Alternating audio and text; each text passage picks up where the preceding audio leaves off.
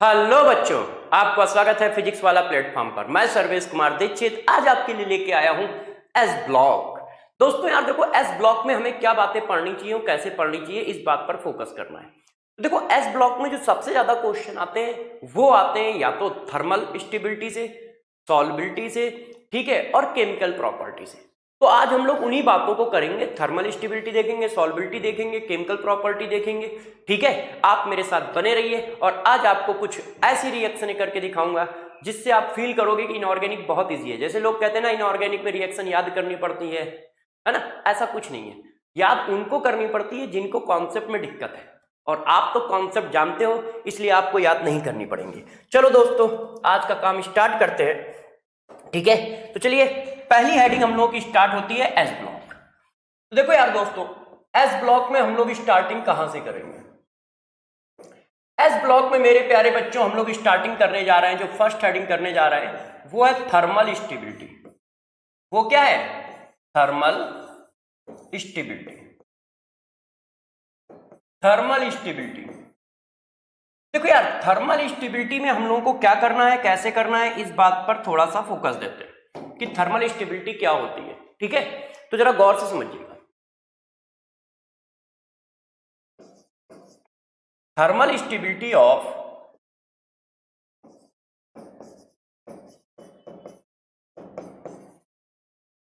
S block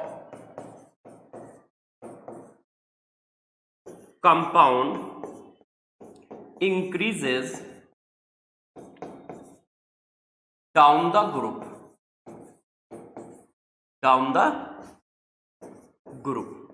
देखो यार दोस्त, जितने की भी थर्मल स्टेबिलिटी है वो सारी की सारी थर्मल स्टेबिलिटी जो होती है वो डाउन द ग्रुप इंक्रीज करती है।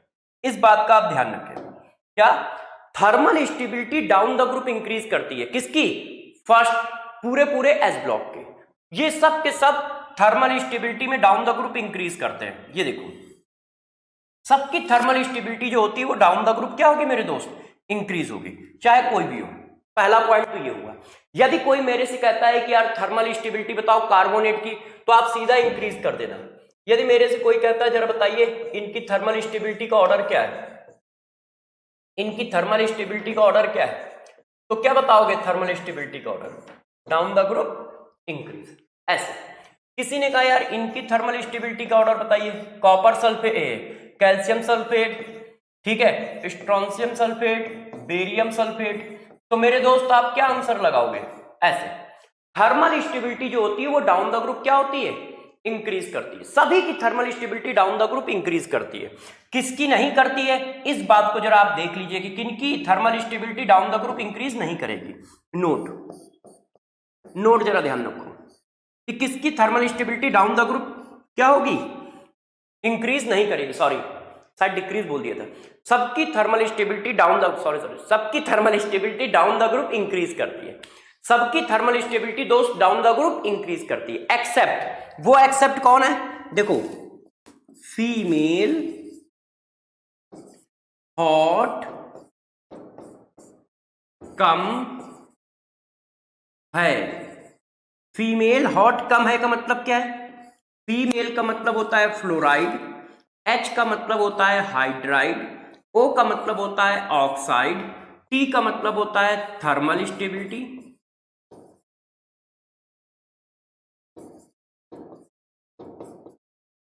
कम का मेरे दोस्त मतलब होता है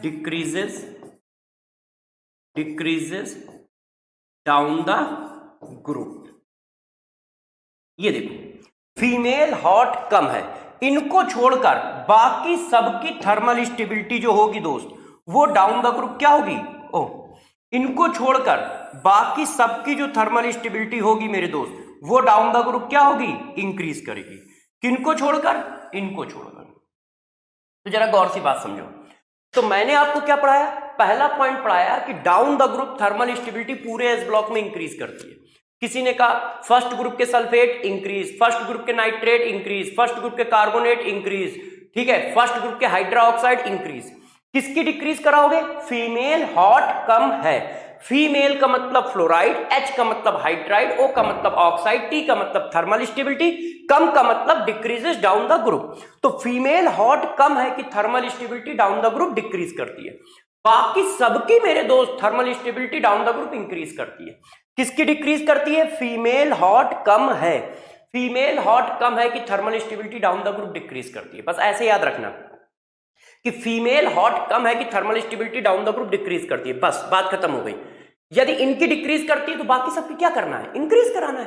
तो कोई एक बात याद रखो, दोनों क्यों याद रखो, है कि नहीं? थोड़ा दिमाग लगाएं, क्यों हम टाइम बर्बाद करें अपना और क्यों हम लोग ज्यादा स्ट्रेस लें? तो जरा समझो, फीमेल हॉट कम है कि thermal stability down the group decrease करती है। फीमेल का मतलब F निगेटिव, H का मतलब हॉट का मतलब H negative, O double negative और T मतलब थर्मल स्टेबिलिटी। हाइड्राइड और ऑक्साइड, हाइड्राइड और ऑक्साइड, इनकी thermal stability down the group decrease करती है, बाकी सबकी इंक्रीज करती है।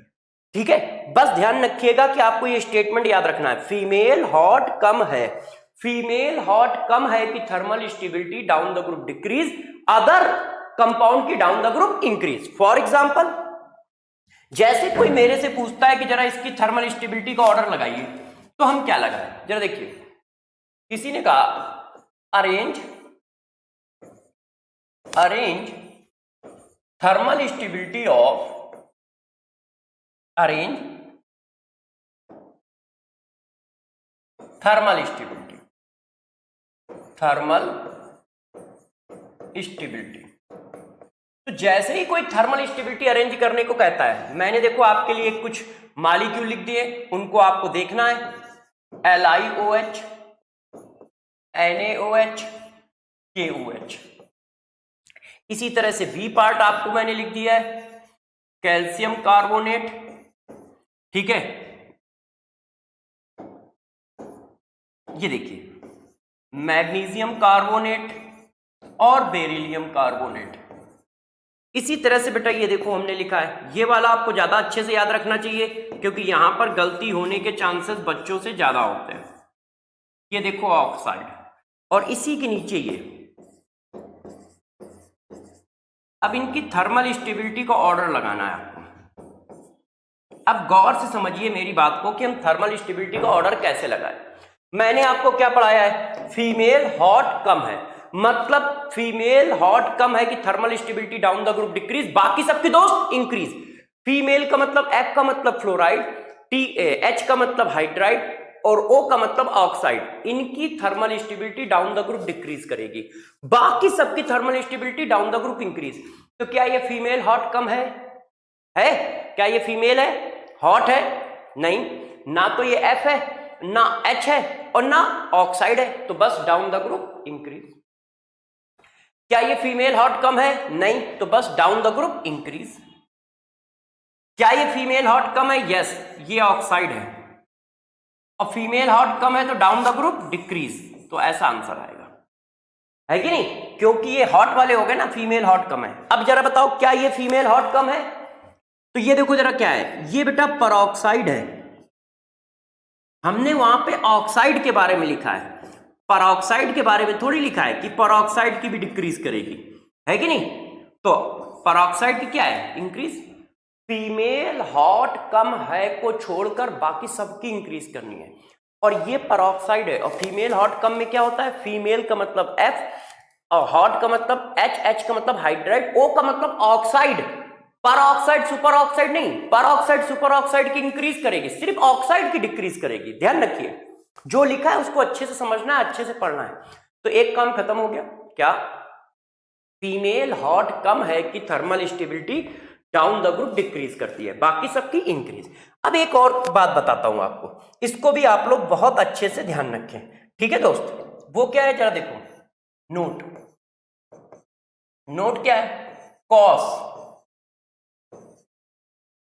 Of first group are thermally stable. COS of first group are thermally stable. COS of first group का मतलब क्या है? कॉस का मतलब क्या होता है? कार्बोनेट, ठीक है। और देखो hydroxide, and sulphate, carbonate hydroxide and sulphate, ये थर्मली स्टेबल होते हैं, मतलब इनको हीट करोगे तो ये ब्रेक नहीं होंगे। यदि कोई बच्चा चाहता है कि सोडियम कार्बोनेट को हीट करें हम, तो क्या आएगा? No reaction. ऐसे यदि कोई बच्चा चाहता है NaOH को हीट करे तो क्या आएगा? No reaction. ये कहा जा रहा है ये हीट करने पे ब्रेक ही नहीं होते। सोडियम सल्फेट को कोई हीट करता है और पूछता है क्या आएगा, तो तुम बता दोगे कि no reaction. COS of first group are thermally stable. क्या बेटा? COS of first group are thermally stable except lithium. Lithium के कॉस थर्मली अनस्टेबल होते हैं except lithium carbonate, lithium hydroxide और लिथियम सल्फेट, ये अनस्टेबल है, ये हीट करने पर ब्रेक हो जाते हैं। बाकी सबके स्टेबल हैं। बाकी सब में कौन बचे? सोडियम बचा, पोटेशियम बचा, रुबिडियम बचा और सीजियम बचा। तो ध्यान रखिएगा, COS of first group are thermally stable, COS of first group are thermally stable, ये हीट करने पे ब्रेक नहीं होते। कौन? फर्स्ट ग्रुप के कॉस। फर्स्ट ग्रुप के कॉस हीट करने पे ब्रेक नहीं होते हैं, ये हीटिंग इफेक्ट नहीं शो करते। ठीक है, कौन नहीं शो करता है? फर्स्ट ग्रुप के कॉस नहीं शो करते हैं। फर्स्ट ग्रुप के कॉस जो होते हैं वो बेटा हीटिंग इफेक्ट नहीं शो करते, ध्यान रखिए। ठीक है ना, यदि हम उनकी बात कर रहे हैं तो वो हीटिंग इफेक्ट नहीं शो करेंगे। उनका थर्मली क्या होता है? स्टेबल होते हैं, हीट करोगे ब्रेक नहीं होंगे। कॉस का मतलब समझ गए? Carbonate hydroxide sulphate, carbonate hydroxide sulphate, carbonate hydroxide sulphate of first group are thermally stable except lithium. Lithium carbonate को हीट करोगे ब्रेक हो जाएगा दोस्त, इस तरह से।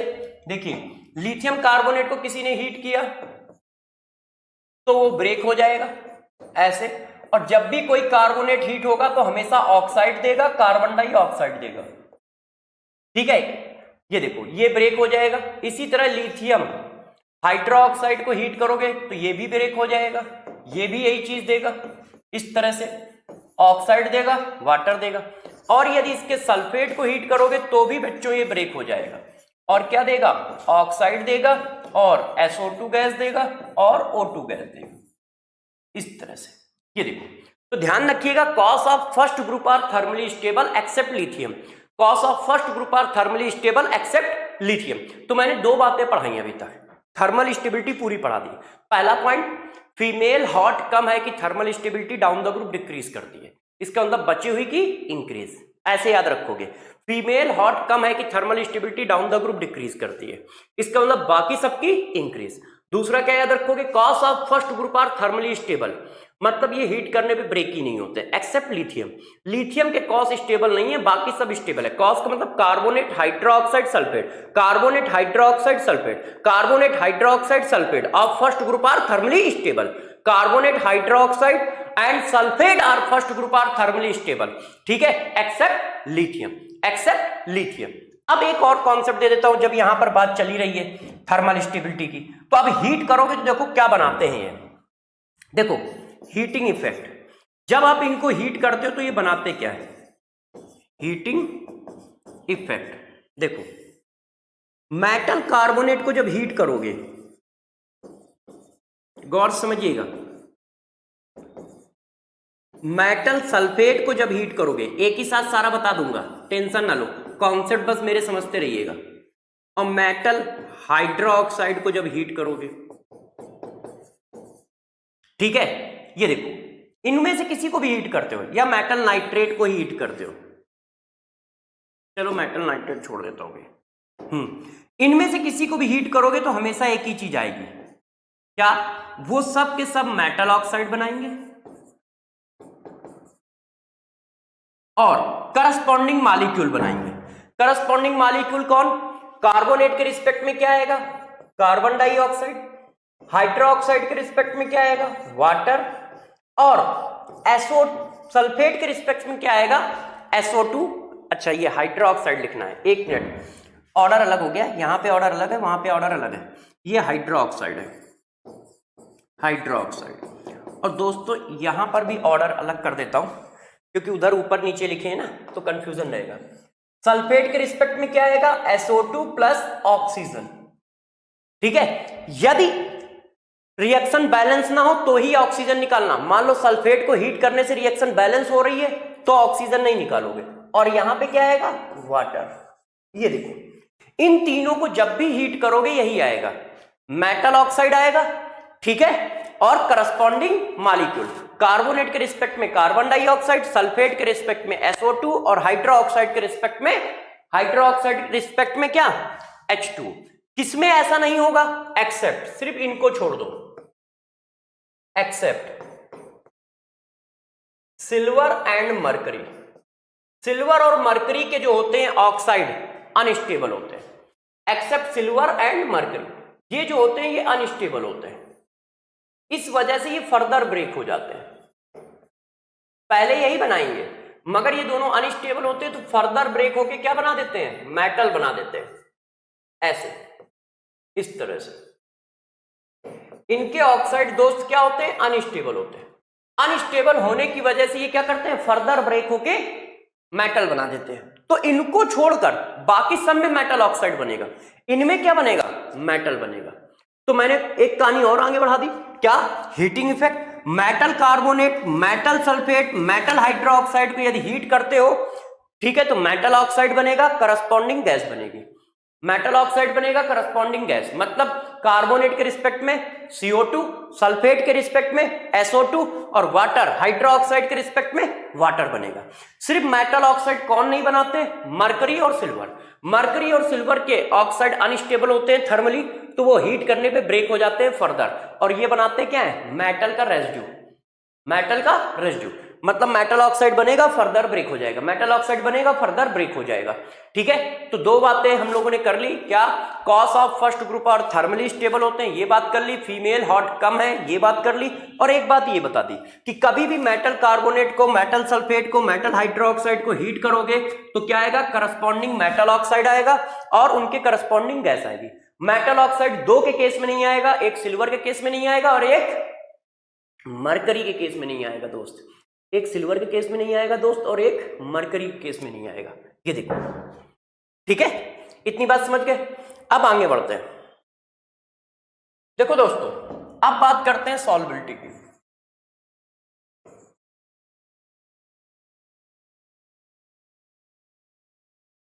सॉल्बिलिटी के बारे में जरा समझो। तो सॉल्बिलिटी के बारे में बस आपको इतनी बात याद रखनी है। पहला पॉइंट, फर्स्ट ग्रुप की जो सॉल्बिलिटी है वो डाउन द ग्रुप इंक्रीज करती है। Solubility increases down the group, down the group except perchlorate. Perchlorate को छोड़कर, और वैसे भी परक्लोरेट के बारे में कोई पूछता नहीं है। एस ब्लॉक की बात चल रही है तो हाइड्रोक्साइड पूछेगा, ऑक्साइड पूछेगा, कार्बोनेट पूछेगा, सल्फेट पूछेगा, नाइट्रेट पूछेगा, ये सब पूछेगा, परक्लोरेट के बारे में नहीं। तो पहली बात है कि फर्स्ट ग्रुप की जो सॉल्बिलिटी होती है वो डाउन द ग्रुप इंक्रीज करती है। कुछ भी हो, फर्स्ट ग्रुप की सॉल्बिलिटी डाउन द ग्रुप इंक्रीज करती है, चाहे वो जो हो, चाहे वो मेटल कार्बोनेट हो, सल्फेट हो, नाइट्रेट हो, फास्फेट हो, कुछ भी हो। जैसे मान लो किसी ने कहा इनकी सॉल्बिलिटी अरेंज करो, देखिए ध्यान दीजिएगा, LiOH, NaOH, KOH, RbOH, कह रहा है इनकी सॉल्बिलिटी अरेंज करो, तो ये इंक्रीजिंग ऑर्डर। फर्स्ट ग्रुप की सॉल्बिलिटी डाउन द ग्रुप इंक्रीज होती है। और यही एक रीजन भी है, आप लोग देखो एल्कोहलिक KOH यूज करते हो ऑर्गेनिक में, है, एल्कोहलिक NaOH क्यों नहीं यूज करते? अरे भाई SN रिएक्शन पढ़ते हो ना, एलिमिनेशन रिएक्शन और सब्स्टिट्यूशन रिएक्शन, तो एलिमिनेशन और सब्स्टिट्यूशन रिएक्शन दोनों में आप क्या करते हो, एल्कोहलिक KOH लेते हो। एल्कोहलिक NaOH क्यों नहीं लेते हो, बताओ? उसका रीजन यही है, KOH जो होता है वाटर में थोड़ा ज्यादा सॉल्युबल होता है, तो इफिशियंसी रिएक्शन की बढ़ जाती है? तो ध्यान रखिएगा, सॉल्बिलिटी क्या है, फर्स्ट ग्रुप की सॉल्बिलिटी डाउन द ग्रुप क्या होगी मेरे दोस्त, इंक्रीज। फर्स्ट ग्रुप की सॉल्बिलिटी डाउन द ग्रुप इंक्रीज होगी, चाहे जिसकी बात पूछे। ये देखो, ये देखो, उसने कहा यार इनकी सॉल्बिलिटी का ऑर्डर लगाओ, कुछ भी दिया हो आप बस उठा के इंक्रीज कर दो, तो इनकी भी सॉल्बिलिटी क्या होगी, इंक्रीज। ठीक है, बात समझ गए? अब बात आती है सेकंड ग्रुप की। तो देखो यार, सेकंड ग्रुप में क्या होता है, थोड़ी सी दिक्कत है। सेकंड ग्रुप में कुछ की इंक्रीज होती है, कुछ की डिक्रीज होती है। तो सेकंड ग्रुप में किसकी इंक्रीज किसकी डिक्रीज, इस बात को जरा फॉलो करो। देखिए मेरे दोस्त, गौर से ध्यान दीजिएगा कि सेकंड ग्रुप में क्या चेंजेस हैं। देखो, सेकंड ग्रुप में जो स्मॉल आयन है, जैसे हाइड्रोक्साइड है, फ्लोराइड है, ऑक्साइड है, ठीक है, ऑक्जिलेट है, ये देखो ऑक्जिलेट आयन है, ऐसे 2 नेगेटिव, इनकी सॉल्बिलिटी इंक्रीज करती है डाउन द ग्रुप, इंक्रीजेस। और जो हमारे बल्की आयन है, ठीक है, उनकी डिक्रीज करती है, बल्की आयन की, जैसे सल्फेट है, कार्बोनेट है, फॉस्फेट है, ठीक है, और क्रोमेट है, इन सब की डाउन द ग्रुप क्या होती है, डिक्रीज करती है। तो फर्स्ट ग्रुप में तो सेम है, कोई दिक्कत नहीं है, एक ही तरह का ऑर्डर है। मगर सेकंड ग्रुप में आपको थोड़ा याद रखना है, सेकंड ग्रुप में कुछ की इंक्रीज है, कुछ की डिक्रीज है। तो जो स्मॉल साइज के आयन है, जैसे ऑक्साइड, हाइड्रोक्साइड, फ्लोराइड, ऑक्जिलेट, इनकी क्या है, इंक्रीज। मगर कार्बोनेट, सल्फेट, फास्फेट, डाइक्रोमेट, इनकी क्या है, डिक्रीज। तो फर्स्ट ग्रुप स्मूथ है, सेकंड ग्रुप में थोड़ा सा आपको ध्यान रखना पड़ेगा मेरे दोस्त। क्या, हाइड्रोक्साइड, फ्लोराइड, ऑक्साइड, इनकी सॉल्बिलिटी इंक्रीज है, ठीक है, सल्फेट, कार्बोनेट, इनकी सॉल्बिलिटी डिक्रीज है, ठीक है। तो सॉल्बिलिटी की बात खत्म हुई। सॉल्बिलिटी की बात पूछी जाए तो क्या बताओगे, फर्स्ट ग्रुप में सबकी सॉल्बिलिटी डाउन द ग्रुप इंक्रीज करती है, फर्स्ट ग्रुप में सबकी सॉल्बिलिटी डाउन द ग्रुप इंक्रीज करती है। सेकंड ग्रुप में स्मॉल साइज के जो आयन है, जैसे ऑक्साइड है, हाइड्रोक्साइड है, फ्लोराइड है, इनकी इंक्रीज, और जो लार्ज साइज के आयन है, कार्बोनेट, सल्फेट, इनकी डिक्रीज, ठीक है। सॉल्बिलिटी का काम खत्म हुआ। अब जरा देखिए यार, यहां तक की बातें कर ली, अब हम बात करते हैं बच्चों रिएक्शन की। तो अब जरा देखिए, अब हम दोनों चीजों को पैरेलल पढ़ाएंगे, आप गौर से ध्यान दीजिएगा, ये इंपॉर्टेंट रिएक्शन है, रिएक्शन विद एयर, एयर के साथ एस ब्लॉक की रिएक्शन। इसको मैंने दो पार्ट में डिवाइड किया है। इधर बच्चों हम लोग फर्स्ट ग्रुप पढ़ेंगे, जैसे आपको कंपेयर होता रहे कि दोनों में डिफरेंसेस क्या है, क्योंकि डिफरेंसेस के क्वेश्चन बहुत होते हैं। तो डिफरेंसेस के क्वेश्चन जब बहुत होते हैं तो मेरा प्यारा बच्चा डिफरेंसेस करेगा कैसे। तो हम डिफरेंसेस अगल बगल पढ़ाएंगे। जब अगल बगल पढ़ाएंगे तो आपको समझ में आएगा कि डिफरेंसेस कैसे चलते हैं। गौर से मेरी बात समझिए, यहां पर भी वही रिएक्शन पढ़ाएंगे, रिएक्शन विद एयर, और वहां पर भी वही रिएक्शन पढ़ाएंगे, रिएक्शन विद एयर, दोनों सेम है। रिएक्शन विद एयर चल रही है तो रिएक्शन विद एयर ही पढ़ोगे। तो अब जरा मेरी बात को समझते जाइएगा और अच्छे से नोट फॉर्म करिएगा। गौर से देखो बच्चों, जब हम एयर की बात करते हैं तो एयर का मतलब होता है मिक्सचर ऑफ गैस। उसमें कौन कौन होता है मेन, नाइट्रोजन, कार्बन डाइऑक्साइड हमारा मेन है, बाकी सब भी है, मगर मेन कंपोनेंट कौन होते हैं, नाइट्रोजन और ऑक्सीजन। कार्बन डाइऑक्साइड भी होती है मगर मेन कंपोनेंट क्या है, नाइट्रोजन और ऑक्सीजन। अब गौर से समझिए, हम रिएक्शन विद एयर लिख रहे हैं तो एयर में दो पार्ट है, एक नाइट्रोजन है और एक ऑक्सीजन है। तो रिएक्शन विद नाइट्रोजन पहले बताते हैं, फिर रिएक्शन विद ऑक्सीजन बताते हैं। तो जरा अपने आप आपको बात समझ में आती चली जाएगी। जो फर्स्ट ग्रुप होता है बेटा, वो नाइट्रोजन के साथ रिएक्शन नहीं करता, नो रिएक्शन, ऐसे। और जो सेकेंड ग्रुप होता है, अब कंपेयर भी होता जाएगा, आप पढ़ते भी जाओगे। जो सेकेंड ग्रुप है वो नाइट्रोजन के साथ रिएक्शन करता है और करके बनाएगा क्या, मेटल नाइट्राइड, मेटल नाइट्राइड, ऐसे। मतलब किसी ने यदि हमसे कहा कि रिएक्शन बताओ, तो देखो Mg प्लस N2, तो आपको पता है कि ये क्या है, नाइट्राइड बनाना है, तो इसके ऊपर कितना होता है, 3 निगेटिव, और इसके ऊपर कितना होता है, 2 पॉजिटिव। तो इसकी टोपी उसके सर करोगे तो कैसा नाइट्राइड आएगा, Mg3N2। ये देखो आयनिक नाइट्राइड बना देते हैं इस तरह से, इस तरह से ये आयनिक नाइट्राइड बना देते हैं ऐसा। फर्स्ट ग्रुप ऐसा नहीं करता, फर्स्ट ग्रुप में इस तरह से नहीं हो पाता है, जबकि सेकंड ग्रुप नाइट्रोजन से रिएक्शन करता है। इसमें सिर्फ एक ऐसा है जो नाइट्रोजन से रिएक्शन करता है, वो कौन है? एक्सेप्ट, सिर्फ पिंक कलर से लिख दूंगा, एक्सेप्ट लिथियम। वो मेरे दोस्त लिथियम है। लिथियम जो होता है नाइट्रोजन से रिएक्शन करके नाइट्राइड बना देता है इस तरह से, और कोई नहीं बनाता है। ये देखो, क्यों? क्योंकि नाइट्रोजन के पास ट्रिपल बॉन्ड है, और नाइट्रोजन के ट्रिपल बॉन्ड को ब्रेक करने के लिए एनर्जी चाहिए होती है, और जो यहां निकल नहीं पाती है। यहां पे क्यों निकल पाती है? हाई लैटिस एनर्जी की वजह से।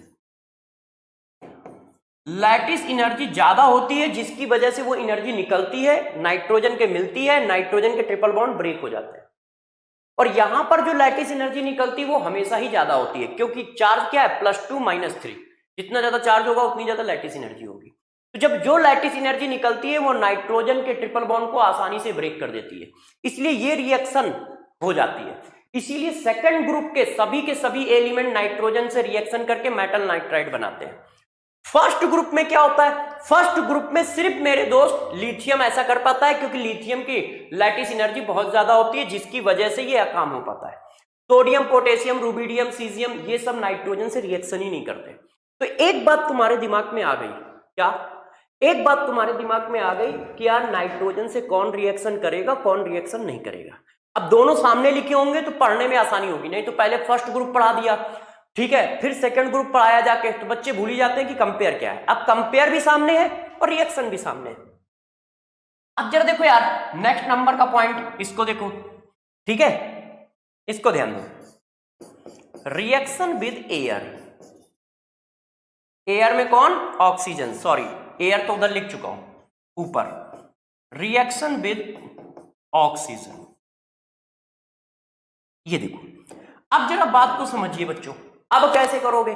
ध्यान दो, जब हम ऑक्सीजन से रिएक्शन करते हैं तो क्या होता है? देखो, मैं मेटल के बारे में एक खास बात बता देता हूं। मेटल जो होते हैं, एस ब्लॉक के जो मेटल है, वो हवा पानी सबसे खूब रिएक्शन करते हैं। मतलब वो एयर से भी रिएक्शन करते हैं, पानी से भी रिएक्शन करते हैं, इनको छुपा के रखना पड़ा है। हवा पानी से बहुत तेजी से रिएक्शन करते हैं। तो जैसे ही तुम इसमें ऑक्सीजन डालोगे, तो जरा देखो ये ऑक्सीजन डालने पर क्या बनाते हैं, गौर से देखिए। फर्स्ट ग्रुप के यदि मेटल है और उनमें तुमने ऑक्सीजन डाल दी तो वे इतनी चीज बनाते हैं, metal oxide, metal peroxide and metal super oxide. ये देखो तीनों चीजें बनाते हैं। कौन क्या बनाएगा ये साइज पे डिपेंड करेगा, ठीक है। रीजन क्या है? साइज पे डिपेंड करता है। ये ड्यू टू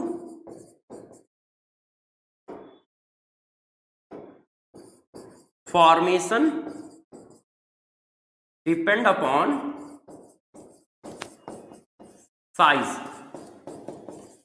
ऑफ एटम, कि एटम का साइज क्या है उसके हिसाब से डिपेंड करता है कि कौन डोमिनेटिंग होगा। तीनों बनते हैं। फर्स्ट ग्रुप में जब ऑक्सीजन से रिएक्शन कराओगे तो मेटल ऑक्साइड भी बनेगा, मेटल परऑक्साइड भी बनेगा और मेटल सुपर ऑक्साइड भी बनेगा। अब जरा इधर देखो, अब आपको कंपेयर भी होता रहेगा और साथ साथ में पढ़ते भी जाओगे। सेकंड ग्रुप के मेटल जब ऑक्सीजन से रिएक्शन करते हैं तो सिर्फ एक ही चीज बनाते हैं, मेटल ऑक्साइड, और कुछ नहीं बनाते। ये देखो सिर्फ मेटल ऑक्साइड बनाते हैं। अब जरा समझ जाओ, इसमें परऑक्साइड भी मिल रहा है, सुपर ऑक्साइड भी मिल रहा है, और उसमें सिर्फ मेटल ऑक्साइड मिल रहा है, सिर्फ मेटल ऑक्साइड। एक्सेप्ट सिर्फ एक है जो एक्सेप्ट बेरिलियम, इसका साइज बहुत बड़ा होता है, जिसका साइज बड़ा होता है वही ये सब बनाते हैं। तो ये जो है मेरे दोस्त ऐसे करके परऑक्साइड बना देता है बस, बाकी सब के सब मेटल ऑक्साइड ही बनाते हैं। जितना बड़ा साइज होगा उधर की ओर रिएक्शन खिसकती चली जाएगी, छोटा होगा ऑक्साइड बनाएगा, और बड़ा होगा परऑक्साइड बनाएगा, और बड़ा होगा तो सुपर ऑक्साइड बनाएगा। इसमें सुपर ऑक्साइड कोई नहीं बनाता है। तो देखो कंपेयर अपने आप हुआ, ठीक है। मेटल जो होते हैं एयर से और वाटर से बहुत तेजी से रिएक्शन करते हैं, तो जैसे ही ऑक्सीजन से रिएक्शन होगी तो ये तीन तरह की चीजें बनाएगा, metal oxide, metal peroxide, metal super oxide. और ये दोस्त क्या बनाएगा? सिर्फ मेटल ऑक्साइड। इसमें से सिर्फ बेरियम होता है जो परऑक्साइड भी फॉर्म करता है। अब कहानी को और आगे बढ़ाते हैं, जरा इस बात को आप अच्छे से समझिए, ठीक है, कि ये हमें करना कैसे है। देखो यार दोस्त, इस बात को हम लोग और अच्छे से लेते हैं कि ये बात हमें करनी कैसे है। ये देखो, अब हमने क्या किया, इस बात को ले लिया, अभी हम उसी बात पर चल रहे हैं। इधर हमारा क्या है, फर्स्ट ग्रुप, और इधर हमारा क्या है, सेकंड ग्रुप। डिट्टो उसी तरह से चलेगा, ठीक है। ये देखो, अब हम रिएक्शन को और आगे बढ़ाते हैं। कब कब कौन कौन क्या क्या बनाएगा। लिथियम जो है ऑक्सीजन से रिएक्शन करता है तो ऑक्साइड बनाता है और परऑक्साइड बनाता है। इसमें से जो ऑक्साइड होता है वो मेजर होता है, ज्यादा अमाउंट में होता है। इसी तरह से जब सोडियम रिएक्शन करता है तो क्या बनाता है, ऑक्साइड बनाता है दोस्त और परऑक्साइड बनाता है। मगर इसका परऑक्साइड मेजर होता है, उसका ऑक्साइड मेजर होता है, इसका परऑक्साइड मेजर होता है। इसके बाद जो पोटेशियम है, रुबिडियम है और सीजियम है, इनके साइज बहुत बड़े होते हैं तो ये सब के सब सुपर ऑक्साइड बनाते हैं। ये मेनली क्या फॉर्म करते हैं, सुपर ऑक्साइड फॉर्म करते हैं। मतलब KO2, RbO2 और CSO2। ये देखो, अब यहां पर एक प्रॉपर्टी भी बता देता हूं, जैसे आपको ये बात ध्यान है, जो ऑक्साइड होते हैं और जो सुपर ऑक्साइड होते हैं और जो पर ऑक्साइड होते हैं, सुपर ऑक्साइड होते हैं। अब इनके बारे में गौर समझिए। ऑक्साइड का जरा बताओ, ऑक्सीजन का एटॉमिक नंबर कितना होता है, 8। 8 में से 2 इलेक्ट्रॉन गेन हो गए, कितना हो गया, 10। 10 किसका होता है, इनर्ट का। और यदि इनर्ट है तो उसमें क्या अनपेयर्ड इलेक्ट्रॉन होंगे, नहीं।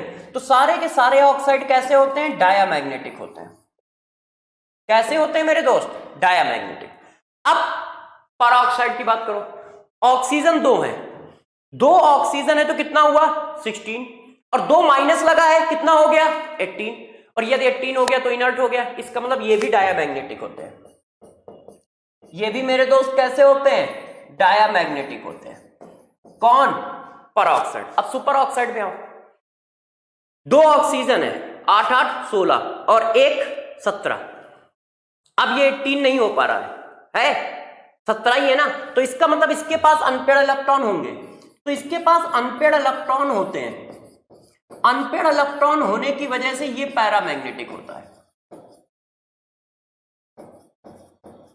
तो ज्यादा ध्यान रखिएगा, सुपर ऑक्साइड पैरामैग्नेटिक के होंगे, और जो पैरामैग्नेटिक होंगे अनपेयर्ड इलेक्ट्रॉन होगा तो वो कलर्ड भी होंगे, ये कलर्ड भी होते हैं। ये सुपर ऑक्साइड के बारे में बताया है। कभी कभी ऐसा होता है 4-5 ऑक्साइड मार देते हैं, उसमें से पूछते हैं कौन पैरामैग्नेटिक है, तो जो सुपर ऑक्साइड होगा वो पैरामैग्नेटिक होगा। इसमें से कभी कभी ये पूछ देते हैं कौन सा ऑक्साइड कलर्ड है, जो सुपर ऑक्साइड होगा वो कलर्ड भी होगा, क्योंकि फर्स्ट ग्रुप के कंपाउंड कलरलेस होते हैं जनरली, है ना।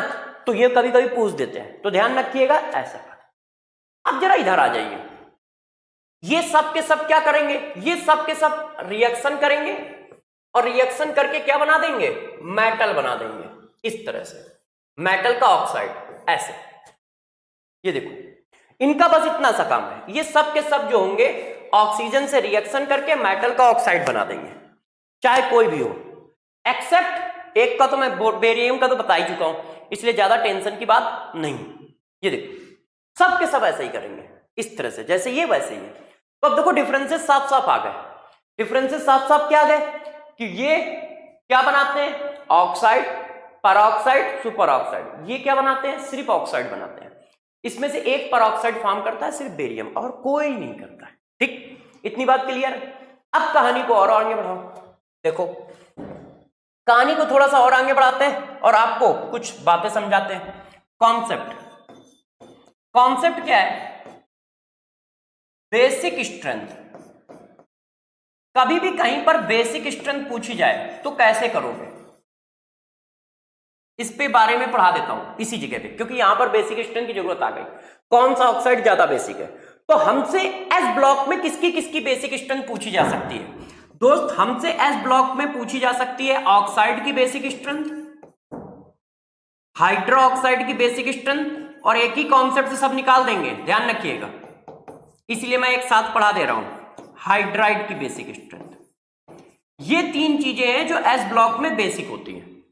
ऑक्साइड भी इनके बेसिक होते हैं, हाइड्रा ऑक्साइड भी बेसिक होते हैं और हाइड्राइड भी बेसिक होते हैं। तो बेसिक स्ट्रेंथ का जब भी क्वेश्चन आएगा तो कैसे निकालोगे? बेसिक स्ट्रेंथ जो होती है वो इनवर्सली प्रोपोर्शनल होती है कोवैलेंट करैक्टर, कोवैलेंट करैक्टर के। जब भी कहीं हमसे बेसिक स्ट्रेंथ की बात करेगा तो तुम्हें ध्यान रखना होगा कि बेसिक स्ट्रेंथ की यदि वो बात कर रहा है तो हमें उसका कोवैलेंट करैक्टर निकालना है। कोवैलेंट करैक्टर दोस्त देखो, कोवैलेंट करैक्टर जितना ज्यादा होगा बेसिक स्ट्रेंथ उतनी कम होगी। अब बात आई, बच्चे ने कहा सर हम कोवैलेंट करैक्टर कैसे निकालेंगे? तो यार अब बवाल ना करना है, फजांस रूल पढ़ाया है, फजांस रूल कोवैलेंट करैक्टर को ही मेजर करता है।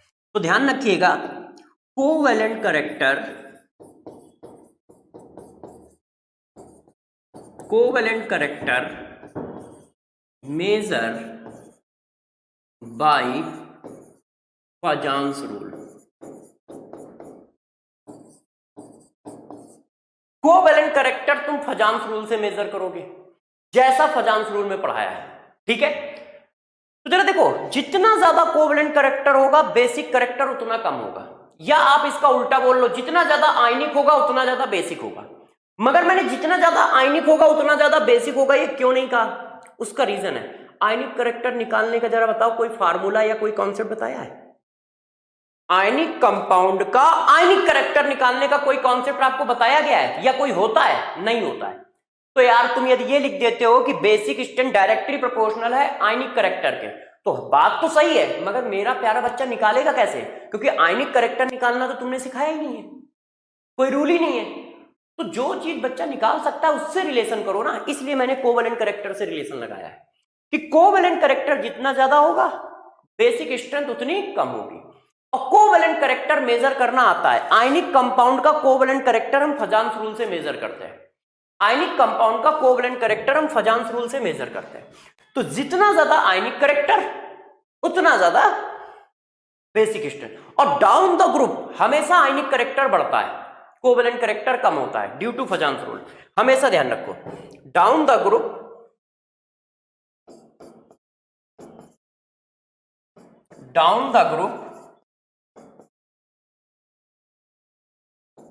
आयनिक करैक्टर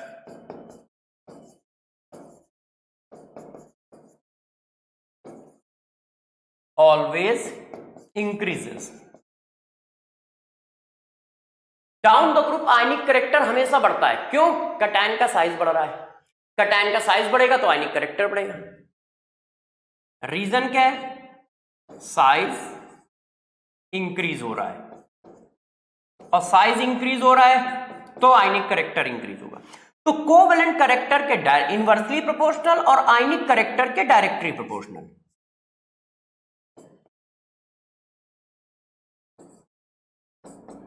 ये देखो, आयनिक करैक्टर के डायरेक्टली प्रोपोर्शनल होता है और कोवैलेंट करैक्टर के इनवर्सली प्रोपोर्शनल होता है। कोई एक चीज निकाल लो और आप निकाल पाओगे कोवैलेंट करैक्टर, और ना हो तो सिंपल सी बात है यार, सबको पता है कि डाउन द ग्रुप क्या होगा? आयनिक करैक्टर इंक्रीज करेगा। तो down the group ionic character increase करेगा तो डाउन द ग्रुप इनकी क्या होगी? बेसिक स्ट्रेंथ इंक्रीज करेगी। तो चलो इस बात को थोड़ा सा और आगे ले लेते हैं। तो इसका मतलब ये बात हमें समझ में आ गई कि down the group basic strength जो है वो इंक्रीज करने वाली है कि नहीं दोस्त? ये देखो, तो अब हम लोग इसी बात को आगे बढ़ाते हैं और बात करते हैं कि क्या होने वाला है। तो जरा देखो यार, यदि मेरे से कोई बेसिक स्ट्रेंथ की बात करता है कि इनकी बेसिक स्ट्रेंथ बताओ, तो हम कैसे लिखेंगे? ऐसे लिखेंगे, ये देखो, सो ऑन। अब यदि इनकी बेसिक स्ट्रेंथ की बात करेगा तो इसमें भी हम ऐसे ही लिखेंगे, ऐसे, ठीक है? ये देखो, क्यों? क्योंकि बेसिक स्ट्रेंथ क्या होती है? डाउन द ग्रुप इंक्रीज होगी, क्यों? आयनिक करैक्टर बढ़ रहा है। अब यहां पर जरा एक बात ध्यान रखिएगा, इसका ये जो बेस होता है ये एम्फोटेरिक होता है, वैसे ये बात मैं पढ़ा चुका हूं। और ये जो होता है वीक बेस होता है, वीक बेस, और ये सब स्ट्रांग होते हैं, ये सब स्ट्रॉन्ग बेस होते हैं। ये देखो एम्फोटेरिक ऑक्साइड होता है BeO, ये वीक होता है, बाकी सब स्ट्रॉन्ग होते हैं, इसके सभी स्ट्रॉन्ग है, इसमें कोई दिक्कत नहीं है। ठीक है, अब फजान्स रूल के हिसाब से ये बताओ मेरे दोस्त, ज्यादा बेसिक कौन है, फर्स्ट या सेकंड? चार्ज बढ़ेगा तो कोवेलेंट कैरेक्टर बढ़ेगा। भाई ये +1 है, ये +2 है कि नहीं? और चार्ज बढ़ता है, कैटायन के ऊपर का चार्ज बढ़ता है तो क्या होता है? पढ़ाया यार, ध्यान दो जरा। कैटायन के ऊपर का चार्ज बढ़ता है तो क्या होता है? कोवेलेंट कैरेक्टर बढ़ता है, और कोवेलेंट कैरेक्टर बढ़ेगा तो बेसिक स्ट्रेंथ कम हो जाएगी। इसका मतलब हम ये बात लिख सकते हैं क्या, कि basic strength of first group greater than second group. First group की बेसिक स्ट्रेंथ सेकेंड ग्रुप से क्या होगी? ज्यादा होगी। क्यों होगी? समझ गए होगे? फजान्स रूल के हिसाब से, क्योंकि फजान्स रूल के हिसाब से कोवेलेंट कैरेक्टर क्या होगा? चार्ज बढ़ेगा तो कोवेलेंट कैरेक्टर क्या होगा मेरे दोस्त? बढ़ेगा। और चार्ज यहां बढ़ रहा है, यहां +2 चार्ज है और यहां +1 चार्ज है। चार्ज बढ़ रहा है, कोवेलेंट कैरेक्टर बढ़ेगा, और कोवेलेंट कैरेक्टर बढ़ेगा तो बेसिक स्ट्रेंथ कम हो जाएगी। ये देखो, तो down the group basic strength हमेशा बढ़ेगी, left to right basic strength हमेशा कम होगी। सिंपल सा लॉजिक है, इसमें ज्यादा आपको कुछ नहीं सोचना है, बस इतनी बात देखनी है। ठीक है ना? हमेशा ध्यान रखो बेसिक स्ट्रेंथ का यही ऑर्डर है। यदि कहीं बेसिक स्ट्रेंथ की बात कर दे तो बस तुम इतना याद रखो, डाउन द ग्रुप इंक्रीजेस और लेफ्ट टू राइट डिक्रीजेस। ठीक है, down the group ionic character increase कर रहा है इसलिए बेसिक स्ट्रेंथ इंक्रीज कर रही है, left to right ionic character decrease कर रहा है इसलिए बेसिक स्ट्रेंथ डिक्रीज कर रही है। ठीक है, आयनिक करेक्टर डिक्रीज क्यों कर रहा है? चार्ज बढ़ता चला जा रहा है लेफ्ट टू राइट। वहां +1 था, ये देखो +2 आया, आगे +3 आएगा। तो तीनों की बेसिक स्ट्रेंथ एक साथ तीनों की पढ़ा दी है। ऑक्साइड, हाइड्रोक्साइड और हाइड्राइड, तीनों का सेम कॉन्सेप्ट है। ऑक्साइड, हाइड्रोक्साइड और हाइड्राइड, तीनों की basic strength down the group increase और तीनों की basic strength down the group decrease. ठीक है, ये तीनों के लिए है, ऑक्साइड के लिए, हाइड्रोक्साइड के लिए और हाइड्राइड के लिए, तीनों के लिए सेम कॉन्सेप्ट चल रहा है। ध्यान रखिए, तीनों के लिए हम लोग सेम कॉन्सेप्ट लगा रहे हैं। ठीक है, चाहे वो ऑक्साइड हो, चाहे हाइड्रोक्साइड हो, चाहे हाइड्राइड हो। लेफ्ट टू राइट इनकी बेसिक स्ट्रेंथ डिक्रीज करेगी, डाउन द ग्रुप इनकी बेसिक स्ट्रेंथ इंक्रीज करेगी। ठीक है, तो ऑक्साइड से रिएक्शन समझ गए, ऑक्सीजन से कौन कैसे रिएक्शन कर रहा है, कौन कैसे नहीं। थर्मल स्टेबिलिटी इनकी पढ़ाई चुका हूं, बेसिक स्ट्रेंथ पढ़ाई दी है। ठीक है, सॉल्बिलिटी पढ़ाई चुका हूं, इसमें ये सारी बातें तो हम पीछे अभी डिस्कस ही कर चुके हैं। तो अगली रिएक्शन पे आते हैं, जरा उस रिएक्शन का नाम समझो। देखिए, रिएक्शन विद वाटर, वाटर के साथ कैसे रिएक्शन करेंगे? यहां पर भी वही रिएक्शन, रिएक्शन विद वाटर, जैसे कंपेयर होता रहे और आप बातों को समझते जाओ कि कंपेयर करना कैसे है। अब वाटर के साथ हम लोग कंपेयर कर रहे हैं कि वाटर से रिएक्शन करोगे तो क्या होगा। ये मेटल है, ये वाटर के साथ रिएक्शन करते हैं, मेटल हाइड्रोक्साइड बनाते हैं इस तरह का, अब प्लस हाइड्रोजन गैस बनाते हैं ऐसे। कैसे? आप सभी को पता है कि मेटल क्या करता है, मेटल का काम होता है इलेक्ट्रॉन लूज करना, और ये तो सब स्ट्रॉन्ग मेटल है, तो स्ट्रॉन्ग मेटल क्या करता है, सबसे पहले इलेक्ट्रॉन लूज करता है इस तरह से, और ये जो इलेक्ट्रॉन है ये वाटर को मिलता है। ये देखो, ये इलेक्ट्रॉन इसके पास गया क्योंकि इसके पास पॉजिटिव चार्ज है, ये ब्रेक हो गया, तो ये एक ऐसे आ गया,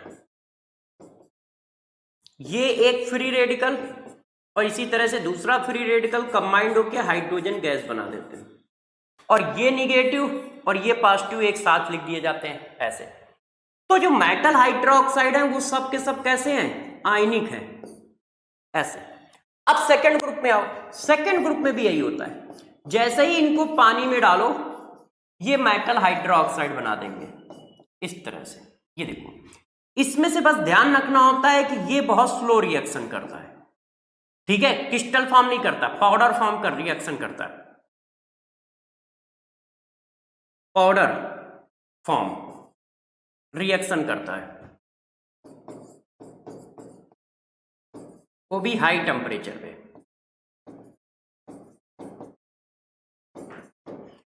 ठीक है। बीई नॉर्मली वाटर से रिएक्शन नहीं करता है, ठीक है, क्योंकि एम्फोटेरिक होता है ना, तो इसका पाउडर फॉर्म रिएक्शन कर जाता है। और क्या बनाएगा, आंसर सारे सेम ही बनाएंगे। मेटल हाइड्रोक्साइड ये भी बनाते हैं, मेटल हाइड्रोक्साइड ये भी बनाते हैं। Metal hydroxide plus hydrogen gas, metal hydroxide plus hydrogen gas, दोनों रिएक्शन करते हैं, दोनों इस तरह से काम करते हैं। अब कहानी को थोड़ा और आगे बढ़ाते हैं। यदि दोनों रिएक्शन करते हैं, दोनों इस तरह से करते हैं, तो इसके बाद जरा देखो क्या बात है। अब जरा देखिए यार दोस्त, अब कहानी को थोड़ा और आगे ले चलते हैं। ये काफी इधर लिख गई है।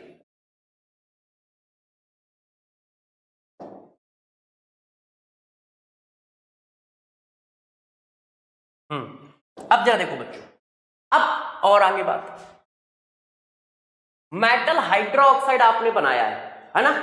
अब मेटल हाइड्रोक्साइड की कुछ प्रॉपर्टी भी तो पढ़ानी पड़ेंगी कि भाई मेटल हाइड्रोक्साइड कैसे होते हैं और किस तरह से बिहेव करते हैं। तो जरा गौर से इन बातों को समझिएगा, ठीक है। देखो, metal oxide, metal nitride,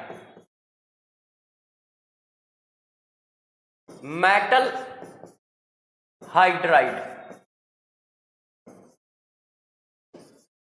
metal carbide, metal phosphide, कुछ भी, देखो ये सब आयनिक है। यदि मैं इसको लिखना पसंद करूं तो ऐसे ही तो लिखोगे, यदि मैं इसको लिख के दिखाऊं तो कैसे लिखोगे, इसकी ऑक्सीडेशन नंबर 3 होती है। यदि मैं इसको लिखूं तो कैसे लिखोगे, यदि मैं इसको लिखूं तो कैसे लिखोगे, कार्बाइड है, कार्बाइड का ऊपर का चार्ज फिक्स नहीं होता है, सल्फाइड का फिक्स होता है। ये देखो, ये सब आयनिक कंपाउंड है, ये सब कैसे है, आयनिक कंपाउंड है। ये देखो, जब भी कहीं एलिमेंट के, ये सब एलिमेंट है, देखो आप अच्छे से चेक करो, ऊपर से पढ़ो, oxide, nitride, hydride, carbide, sulphide, ये कोई कॉम्प्लेक्स आयन नहीं है। जैसे ये नाइट्रेट नहीं लिखा है, नाइट्रेट 2 आयन का सम है, नाइट्रोजन और ऑक्सीजन के सम से नाइट्रेट बना है। ये कोई कार्बोनेट नहीं लिखा है, कार्बोनेट 2 आयन का है। यदि सिर्फ एक एलिमेंट का आयन हो और उसको वाटर में डाला जाए तो हमेशा देखना क्या कॉन्सेप्ट आएगा, गौर समझिएगा। आपको एक रिएक्शन सिखा रहा हूं, ये हाइड्रोजन में पढ़ाई जाएगी तो हाइड्रोजन में पढ़ लो या यहां पढ़ लो, बात एक ही है। तो इस बात को आप सिर्फ अच्छे से समझो। ऐसा कोई भी मॉलिक्यूल हो, ये देखो मेटल है M, पूरी केमिस्ट्री का बता दे रहा हूं, और ये एक एलिमेंट का सॉल्ट है, ये कोई एलिमेंट है। ये एलिमेंट क्या हो सकता है, नाइट्रोजन हो सकता है, ऑक्सीजन हो सकता है, कार्बन हो सकता है, सल्फर हो सकता है, ऐसा कुछ भी हो सकता है। इन दोनों को मिलाओगे तो जरा बताना कंपाउंड क्या बनेगा। इसकी टोपी उसके सर, इसकी टोपी इसके पास, इसकी टोपी इसके पास, इसको कहा जाता है इसकी टोपी उसके सर। तो इसकी टोपी, 1 मिनट, ये MM आएंगे 2 बार तो थोड़ा सा कंफ्यूजिंग रहेगा, है ना। M की जगह कोई और लिख लेता हूं, यहां पे M लिखो, ये लिखो X और ये लिखो Y। तो मेरे दोस्त क्या आ जाएगा, इसकी टोपी उसके सर रखने से ये आ जाएगा। और ये हमारा क्या है, आयनिक कंपाउंड है। ऐसा आयनिक कंपाउंड जब भी किसी से रिएक्शन करे, गौर समझिएगा, कॉन्सेप्ट बता रहा हूं, अब बचा हुआ कॉन्सेप्ट इधर लिख देता हूं क्योंकि दोनों के लिए सेम है। ऐसा मॉलिक्यूल जब भी किसी से रिएक्शन करता है, किससे किससे करे, गौर से देखिए, ऑक्सीजन से अटैच हाइड्रोजन वाले किसी भी कंपाउंड से, मतलब वाटर, अल्कोहल, एसिड, कुछ भी हो सकता है, उससे करे। यहां पर क्या लगा है, कुछ भी लगा है, ETC, कुछ भी लगाओ कोई फर्क नहीं पड़ता, ठीक है। सल्फर, ETC, यहां पर कुछ भी लगाओ, या फिर एसिड, या फिर एसिड, इनमें से किसी से भी रिएक्शन करेगा तो बस एक ही काम करेगा। क्या काम करेगा, जरा रिएक्शन का पैटर्न समझना। ये निगेटिव है हमारा और ये सब प्रोटॉन है, प्रोटॉन हमारे पॉजिटिव होते हैं, तो बस ये प्रोटॉन ले लेगा और प्रोटॉन लेके ये बना देगा, ऐसे प्रोटॉन लेके क्या बना देगा, ये बना देगा। अच्छा, इसकी वैलेंसी Y है, 1 मिनट, यहां Y आएगा, क्यों, क्योंकि E की वैलेंसी Y है ना, ये देखो, ये बना देगा, प्लस ETC, इस कॉन्सेप्ट को आप बहुत अच्छे से समझ लो। हो सकता है अभी तुम इसको समझ ही ना पाए हो कि सर ने लिखा क्या है या सर क्या लिखना चाहते हैं।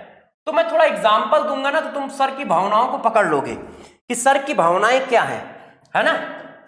ठीक है कि नहीं? थोड़ा एग्जाम्पल मारता हूं तो तुम सर की भावनाओं को पकड़ पाओगे। जैसे देखिए, किसी ने कहा इसका आंसर बताओ, सोडियम नाइट्राइट प्लस वाटर, ऐसे। किसी ने कहा इसका आंसर बताओ, देखो ध्यान दीजिए, मैं और भी थोड़ा लिख देता हूं, कैल्शियम ऑक्साइड प्लस, देखिए एसिटिक एसिड। किसी ने कहा इसका आंसर बताओ, कैल्शियम हाइड्राइड प्लस एल्कोहल। अब तुम्हें लग रहा है कि कुछ बड़ा महान काम करना है, यही काम करना है। ये देखो, ये एक एलिमेंट है और ये मेटल है। ये एलिमेंट और मेटल का ही कंपाउंड तो है, NON। ये देखो NOH। ये कार्बोनेट, सल्फेट, फास्फेट ऐसे आयन तो नहीं है। दो आयनों से, दो एलिमेंट से मिलके बने हुए आयन नहीं है ना, और दो एलिमेंट से मिलके बने हुए आयन नहीं है, तो ये सिर्फ प्रोटॉन खींच लेते हैं। तो जब इसको प्रोटॉन दे दोगे तो ये क्या बन जाएगा, अमोनिया। भाई इसके ऊपर 3 निगेटिव चार्ज होता है ना, तो 3 प्रोटॉन ले लेगा, और 3 प्रोटॉन लेके देखो ये क्या बना रहा है, EHY हो गया। अब बचा हुआ लिख लो, इसके पास क्या बचा, मेटल, इसके पास क्या बचा, OH, NaOH। बस हो गई रिएक्शन। अब यहां पर पकड़ो, ये क्या है, इसी कैटेगरी का कंपाउंड है ना, इसी कैटेगरी का कंपाउंड है, तो ये क्या करेगा, देखो O से अटैच हाइड्रोजन है इसके पास, वैसे तो ये खुद एसिड है, एसिटिक एसिड। O से अटैच हाइड्रोजन है तो ये हाइड्रोजन खींच लेगा, और कितने हाइड्रोजन खींचेगा, 2, क्योंकि इस पे ऊपर 2 निगेटिव है। अब बचा हुआ किसके साथ चला गया, इसके साथ, CaOOCCH3 का होल ट्वाइस। अब जरा बताओ यहां पर क्या है, H के ऊपर निगेटिव, और यहां पर देखो O से अटैच हाइड्रोजन है, तो H निगेटिव यदि हाइड्रोजन खींचेगा तो क्या बना देगा, H2। भाई H निगेटिव H प्लस मिलके क्या बना देंगे, H2, और बचा क्या, CaOC2H5 का होल ट्वाइस। ये देखो, बात समझ पाए। जब भी कहीं इस तरह के, ये पूरा कॉन्सेप्ट समझ लो, जब भी कहीं इस तरह के एलिमेंट हो, इस तरह का कंपाउंड हो, इस तरह का कंपाउंड मतलब सिर्फ एलिमेंट और मेटल का कॉम्बिनेशन हो, सिर्फ एलिमेंट और मेटल का कॉम्बिनेशन हो, और कुछ ना हो, सिर्फ एलिमेंट और मेटल का कॉम्बिनेशन हो, सिर्फ एलिमेंट और मेटल का कॉम्बिनेशन हो, मतलब मेटल, उसके पास जो निगेटिव आयन है, वो निगेटिव आयन 2 डिफरेंट एटम से मिलकर ना बना हो। बस मैं इतना कहना चाहता हूं दोस्त, वो निगेटिव आयन 2 डिफरेंट एटम से मिलकर ना बना हो दोस्त, मैं इतना कहना चाहता हूं। मतलब नाइट्राइड हो, सल्फाइड हो, ऑक्साइड हो, फास्फाइड हो, कार्बाइड हो, हैलाइड हो, ऐसा समथिंग कुछ भी हो। यदि ऐसी सिचुएशन किससे रिएक्शन करने चली जाए, एसिड से, या कोई ऐसा मॉलिक्यूल जिसके पास ऑक्सीजन से अटैच हाइड्रोजन है या सल्फर से अटैच हाइड्रोजन है, इधर क्या लगा है कोई फर्क नहीं पड़ता। जैसे इधर देखो अल्कोहल और C2H5 आया, तो हमेशा एक सिंपल एसिड बेस रिएक्शन होती है। E निगेटिव जो होता है सारे प्रोटॉन ले लेता है ऐसे, और बचा कुचा ETC में डाल देते हैं। E निगेटिव ने 3 प्रोटॉन ले लिए, E निगेटिव ने 2 प्रोटॉन ले लिए, E निगेटिव ने 1 प्रोटॉन ले लिया, तो ये देखो करस्पॉन्डिंग मॉलिक्यूल बन गए। और ये रिएक्शन एस ब्लॉक एलिमेंट जरूर देंगे, क्यों, क्योंकि मेरे दोस्त वो सब आयनिक ही बनाते हैं इनके पास, ठीक है, तो ये रिएक्शन जरूर देंगे।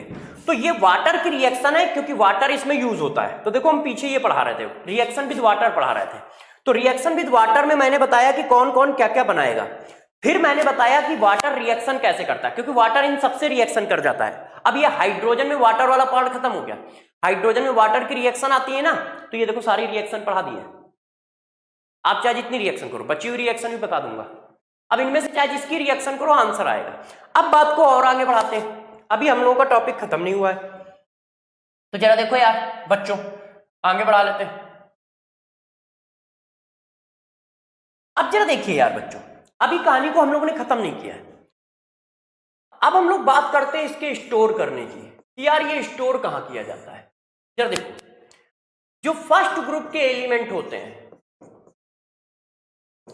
वो सब जो होते हैं हवा पानी दोनों से तो रिएक्शन करते हैं। रिएक्शन विद एयर भी आपको पढ़ाई, रिएक्शन विद वाटर भी पढ़ाया, और दोनों से रिएक्शन कर जाते हैं, तो इनको स्टोर कहां करेंगे। तो इनको स्टोर किया जाता है, फर्स्ट ग्रुप के एलिमेंट को स्टोर किया जाता है केरोसिन ऑयल में, केरोसिन ऑयल में। केरोसिन ऑयल में इसलिए स्टोर किया जाता है क्योंकि ये केरोसिन ऑयल में नीचे बैठ जाते हैं। जैसे देखो ये केरोसिन ऑयल लिया गया ऐसे, ये केरोसिन ऑयल है, ये देखो ऐसे ऐसे, तो ये जो मेटल होता है वो यहां पर नीचे ऐसे बैठ जाता है ऐसे, ये हमारे मेटल आ जाते हैं फर्स्ट ग्रुप के, और ये केरोसिन ऑयल है।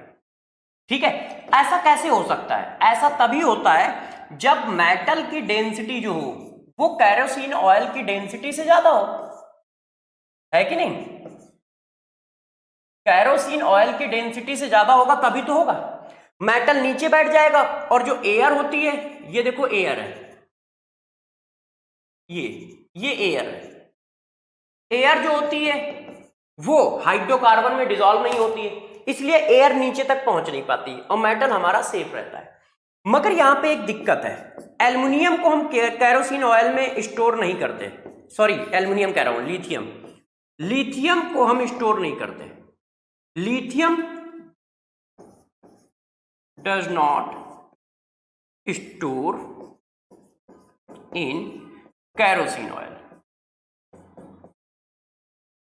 इसको यार हम केरोसिन ऑयल में स्टोर नहीं करते, तो बात आती है इसको कहां स्टोर करते हैं? तो जरा देखो, लिथियम स्टोर किया जाता है पैराफिन वैक्स में, लिथियम को पैराफिन वैक्स में स्टोर करते हैं। तो किसी ने कहा ऐसा क्यों, पैराफिन वैक्स में क्यों स्टोर करते हो?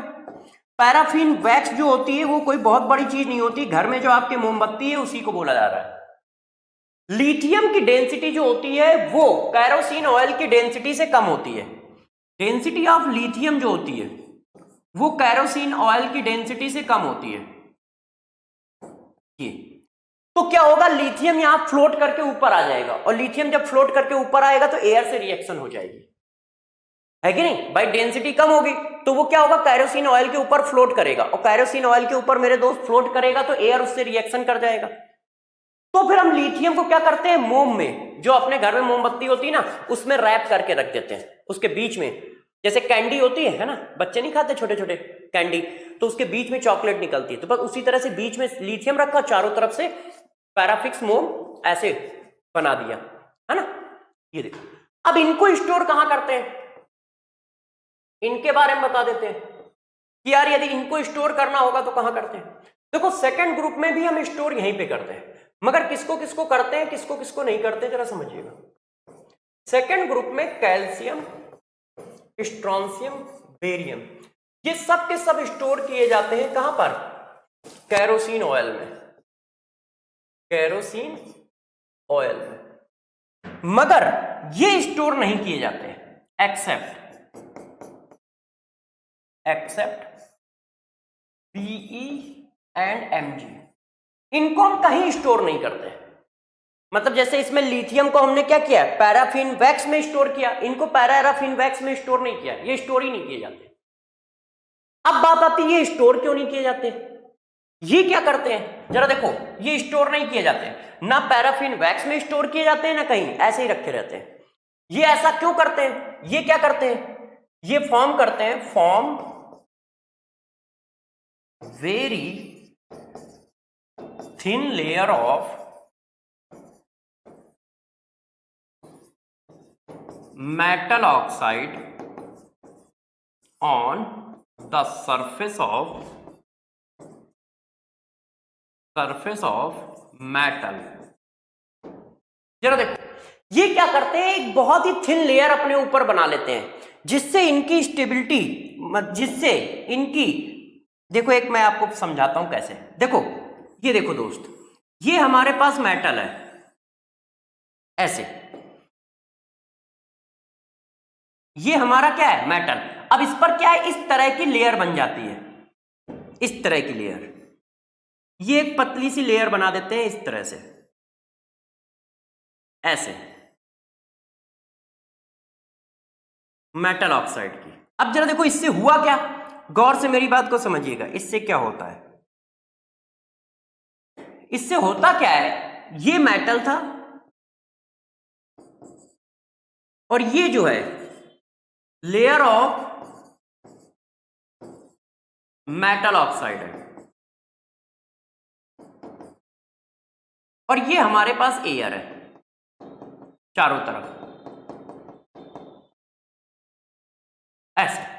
अब क्या हुआ, मेटल के ऊपर जब बहुत ही थिन लेयर बन जाती है मेटल ऑक्साइड की, तो एयर और मेटल के बीच का कनेक्शन ब्रेक हो जाता है, क्योंकि बीच में क्या आ जाती है, ये लेयर आ जाती है। तो एयर और मेटल के बीच का कनेक्शन ब्रेक हो जाता है, तो एयर मेटल तक पहुंच ही नहीं पाती, तो रिएक्शन कैसे हो। तो अपर लेयर को छोड़कर पूरा का पूरा मेटल स्टोर रहता है, वो रिएक्शन नहीं करता। क्यों? क्योंकि ये एयर से रिएक्शन करके एक थिन लेयर फॉर्म कर देते हैं अपने ऊपर, इस तरह की। इसलिए बीई और एमजी को तो हम कहीं स्टोर नहीं करते। तो कैरोसिन ऑयल में कौन कौन स्टोर किए जाते हैं जरा चेक कर लो, ठीक है। लिथियम को छोड़कर कौन कौन हो गए, इसका मतलब आप कैरोसिन ऑयल में स्टोर कर रहे हो सोडियम को, पोटेशियम को, रुबिडियम को, सीजियम को, कैल्शियम, बेरियम, स्ट्रोंशियम। एलआई को कहां स्टोर कर रहे हो, पैराफिन वैक्स में। और मेरे दोस्त बीई और एमजी को तो हम कहीं स्टोर ही नहीं करते हैं। और क्यों नहीं करते हैं, क्योंकि वो ऑक्साइड की लेयर फॉर्म कर देते हैं, ठीक है। वाटर की बाकी सारी प्रॉपर्टी पीछे पढ़ा चुका हूं, हाइड्रो ऑक्साइड की बाकी सारी प्रॉपर्टी पीछे पढ़ा चुका हूं, अब बेसिक स्ट्रेंथ पढ़ा ही चुका हूं, ठीक है। तो इसलिए अब हम आगे चलते हैं। अब जरा देखो यार दोस्त, अगली बात करते हैं, नेक्स्ट नंबर की प्रॉपर्टी क्या है, नेक्स्ट नंबर हम कैसे करेंगे उसको डिस्कस करते हैं। देखिए, रिएक्शन विद वाटर पढ़ा दी, रिएक्शन विद एयर पढ़ा दी है। अब जो इंपॉर्टेंट है वो उठाता हूं।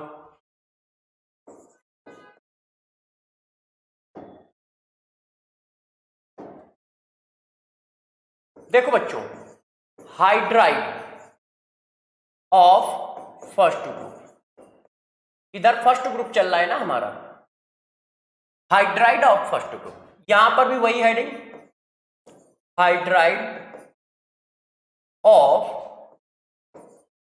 सेकेंड ग्रुप, सेम हेडिंग चलेगी, जैसे आप अच्छे से कंपेयर कर पाओ। देखो, ये मेटल है, ये हाइड्रोजन के साथ किसी तरह से कंबाइंड होके मेटल हाइड्राइड बनाते हैं ऐसे। इनके मेटल हाइड्राइड जो होते हैं वो मेरे दोस्त आयनिक होते हैं, पहला पॉइंट, ठीक, इतनी बात सही है। अब ये आयनिक हाइड्राइड जो होंगे, आपको मैं कॉन्सेप्ट पढ़ा चुका हूं, अब गड़बड़ मत कर देना, नहीं तो बस यार इसी में बवाल हो जाएगा, है ना। तो ध्यान रखिए, कॉन्सेप्ट पढ़ा चुका हूं। जरा ये देखो, उसी क्लास का है कि नहीं है। जब मेटल के साथ कोई एलिमेंट होगा तो क्या करेगा, और ये क्या है, इसके पास ऑक्सीजन से अटैच हाइड्रोजन है, ये देखो कॉन्सेप्ट अभी चिपकाया है, ये देखिए पीछे। मैटर और एलिमेंट का कोई भी कंपाउंड हो और ऐसे किसी भी कंपाउंड से रिएक्शन करे जिसके पास ऑक्सीजन से अटैच हाइड्रोजन है, सल्फर से अटैच हाइड्रोजन है या एसिड है, तो वो दोस्त क्या करता है, उसको सिर्फ प्रोटॉन दे देता है। तो वही काम हम यहां करने जा रहे हैं। ये देखो, सॉरी, थैंक यू पे पहुंचा दिया इसने तो चलिए, अब ये क्या करेगा, वाटर ऐसे है ना, और ये क्या है, निगेटिव, तो एक प्रोटॉन लेगा, एक प्रोटॉन लेगा तो हाइड्रोजन गैस बन गई, बचा हुआ क्या बन गया, MOH। तो हाइड्राइड जो है रिएक्शन करेगा तो क्या बनाएगा, हाइड्रोजन गैस बनाएगा और MOH बनाएगा। इस तरह से हाइड्राइड इनके फॉर्म होंगे, देखो ऐसे, ये काम कर रहे होते हैं हाइड्राइड, और इस तरह की एक केमिकल रिएक्शन कर रहे होंगे वाटर के साथ, ठीक है। और सब के सब आयनिक होंगे।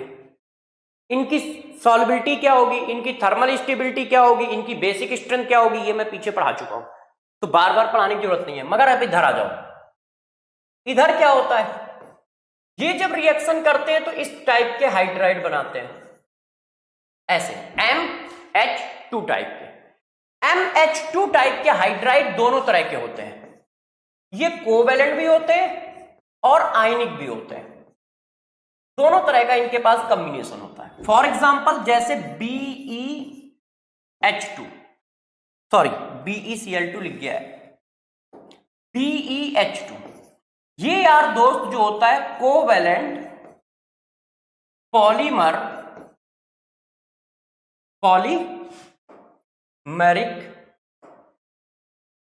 पॉलीमेरिक हाइड्राइड होता है। ये कैसा होता है? कोवैलेंट पॉलीमरिक हाइड्राइड होता है। पॉलीमरिक हाइड्राइड का मतलब क्या है? देखो ये अच्छे से समझिएगा। ये देखो एक मॉलिक्यूल, ये इसी तरह से एक मॉलिक्यूल आपने ये बनाया, इसी तरह से दोस्त एक मॉलिक्यूल आपने ये बनाया, ऐसे। अब ये करता क्या है, जरा ध्यान दीजिए, इस बात को जरा देखिएगा।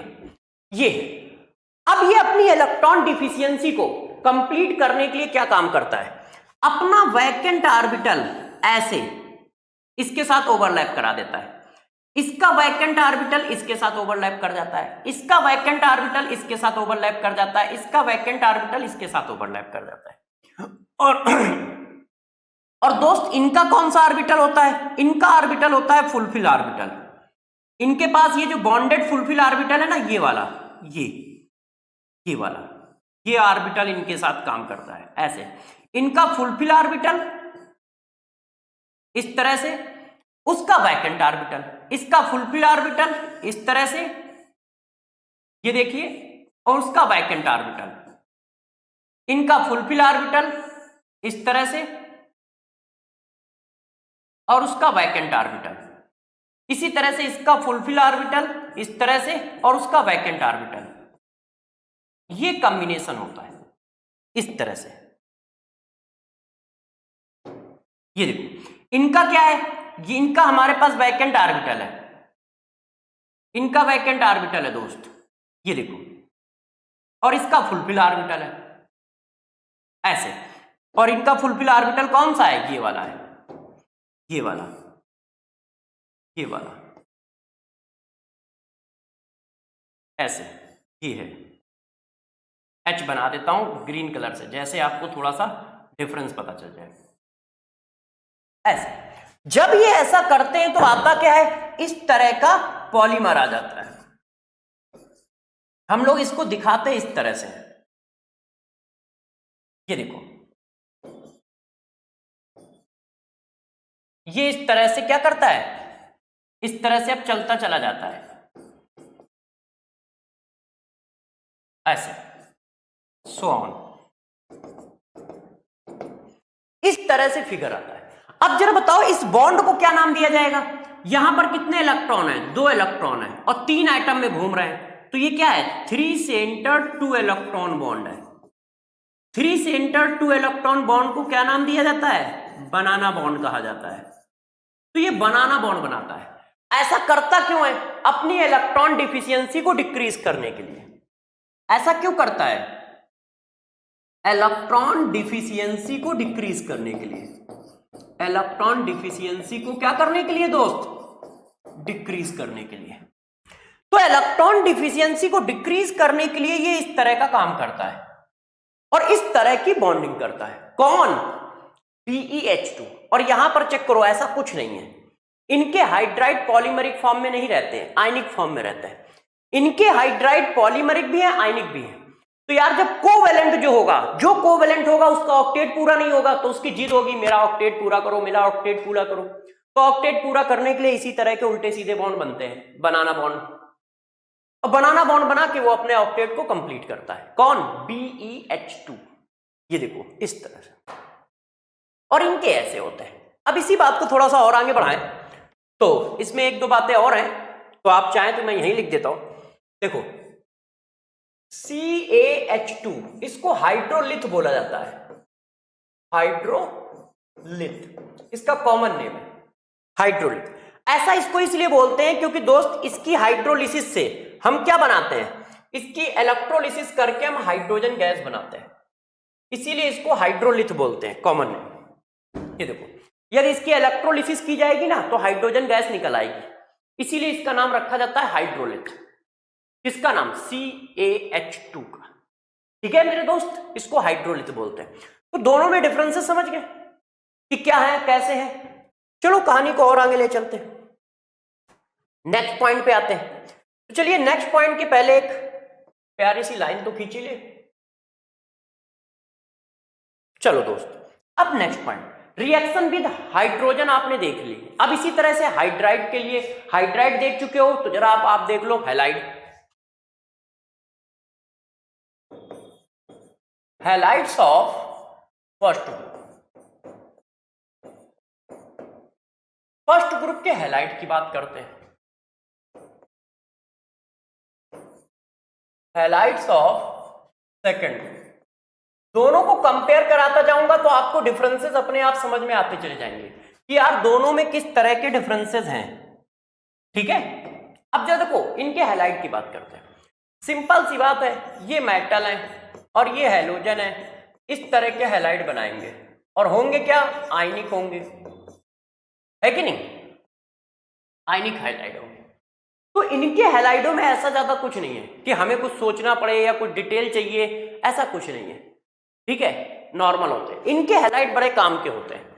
जरा देखो ये भी क्या करेंगे, ऐसा काम करेंगे, बनाएंगे क्या, इस तरह के। इनमें एक खास बात है, ये कोवेलेंट भी होते हैं, आयनिक भी होते हैं। और दोस्त जब ये कोवेलेंट भी होंगे और आयनिक भी होंगे तो एक खास बात है, इनको अपने ऑक्टेट पूरे करने पड़ेंगे, क्योंकि कोवेलेंट है तो आयनिक है तो इलेक्ट्रॉन निकालने से ऑक्टेट पूरे हो जाते हैं, मगर यदि कोवेलेंट है तो इलेक्ट्रॉन निकालने से तो पूरे नहीं होंगे। तो जैसे ये देखो, बात करते हैं किसकी, बात करते हैं BeCl2 की। BeCl2 भी क्या करता है, पॉलीमरिक फॉर्म में एग्जिस्ट करता है, पॉलीमरिक फॉर्म। ये भी पॉलीमरिक फॉर्म में एग्जिस्ट करता है। कैसे, ये देखो इस तरह से BeCl2,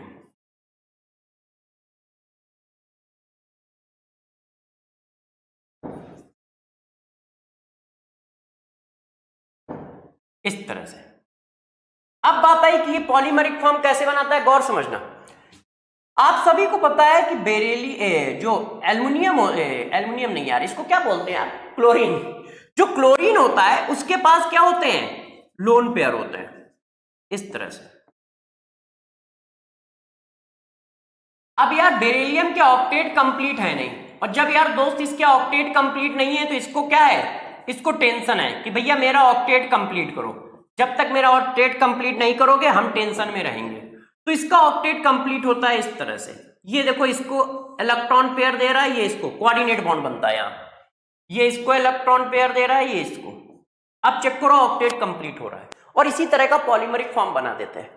इसी तरह का कैसा पॉलीमरिक फॉर्म, इस तरह से।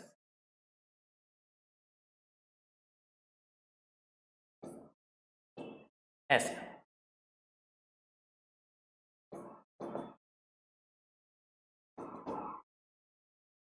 इस तरह से, सो ऑन, ऐसे। मगर इसमें बॉन्ड बताओ जरा कौन सा बनना है, इसमें बॉन्ड बनता है कोऑर्डिनेट बॉन्ड। अब यहां पर एक टेंशन हो सकता है कुछ बच्चों को हो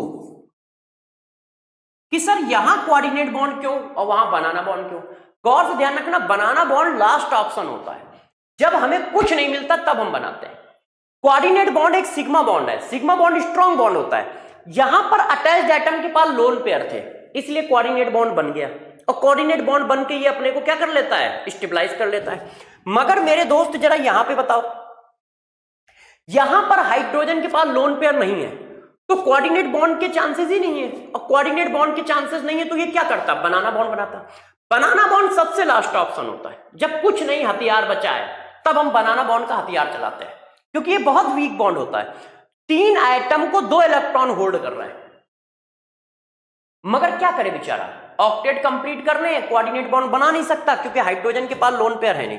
तो यदि अटैच्ड एटम के पास लोन पेयर होते हैं तो हम कोऑर्डिनेट बॉन्ड बनाते हैं, अटैच्ड एटम के पास लोन पेयर नहीं होते हैं तो फिर हम बनाना बॉन्ड बना लेते हैं। ठीक है, ध्यान रखिएगा, बनाना कैसे बनाते हैं, कोऑर्डिनेट कैसे बनाते हैं। तो देखो ये भी पॉलीमरिक फॉर्म में एग्जिस्ट कर रहा है। अब किसी ने कहा वाई, रीजन क्या है, तो रीजन वही है, due two electron deficiency. Electron deficiency, वो अपनी इलेक्ट्रॉन डिफिशियंसी को कम करने के लिए ऐसा करता है कि जैसे उसकी इलेक्ट्रॉन डिफिशियंसी कम हो जाए। अब बेरिलियम ही ऐसा कर पाता है। अब इस बात को थोड़ा सा और आगे बढ़ा लेते हैं, जरा देखिए। बेरिलियम 1200 डिग्री सेंटीग्रेड के नीचे, 1200 डिग्री सेंटीग्रेड के ऊपर एक और फॉर्म में एग्जिस्ट करता है।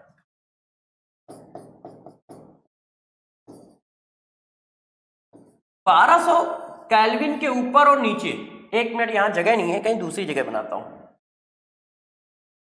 ठीक है, इधर बना दूं, मगर इधर इसका लिखा हुआ है, ध्यान रखोगे कि यहां मैंने यहां लिख दिया है, इधर लिख देता हूं ऐसे, ओ ऐसे करके, ठीक है। देखो 1200 डिग्री से 1200 केल्विन में दो सिचुएशन होती है। टेम्परेचर यदि 1200 केल्विन से ज्यादा है तो ये मोनोमर फॉर्म में एग्जिस्ट करता है, ऐसा फिगर बनाता है, सारे बॉन्ड ब्रेक हो जाते हैं बहुत हाई टेम्परेचर पे, ऐसे मोनोमर फॉर्म। मगर यदि 1200 से कम है, ये उल्टा लिखा है ना, साइन उल्टा लगाए ना बच्चों, साइन सीधा कर देता हूं। 1200 से ज्यादा का मतलब ये हुआ, और 1200 से कम का मतलब ये हुआ। 1200 से कम है तो ये डाइमर फॉर्म में एग्जिस्ट करता है, इस तरह से, इस तरह से, ऐसे।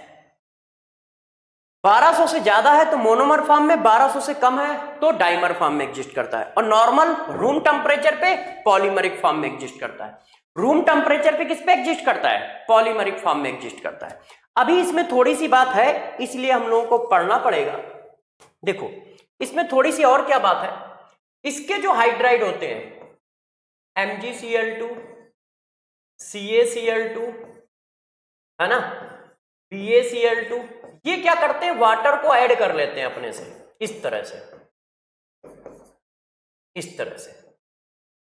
तो वाटर को ऐड करने की वजह से ये क्या होते हैं, ये वाटर को अपने को एब्जॉर्ब करते हैं, इसी वजह से ये हाइड्रोस्कोपिक नेचर के होते हैं, हाइड्रोस्कोपिक नेचर। कौन? सेकेंड ग्रुप के हाइड्राइड। और सेकेंड ग्रुप के हाइड्राइड हाइड्रोस्कोपिक नेचर के होते हैं, इसी वजह से ये कहीं कहीं पर क्या काम करते हैं, इनको एब्जॉर्ब करने का काम करते हैं। जैसे CaCl2 है, CaCl2 को हम मॉइस्चर एब्जॉर्ब करने के लिए बहुत जगह पे यूज करते हैं। क्यों? क्योंकि ये हाइड्रोस्कोपिक नेचर का है, ये मॉइस्चर को खींच लेता है। कहीं पर हमें मॉइस्चर आ गया है, उसको खींचना है, तो हम CaCl2 का यूज कर देते हैं। क्यों? क्योंकि इनके हाइड्राइड हाइड्रोस्कोपिक नेचर के होते हैं, हाइड्रेशन करते हैं, और जबकि फर्स्ट ग्रुप के हाइड्राइड हाइड्रेशन नहीं करते, ये इस तरह के कंपाउंड बनाना पसंद नहीं करते, इस तरह के कंपाउंड बनाना नहीं बनाते हैं। एक्सेप्ट लिथियम, सिर्फ लिथियम बनाता है,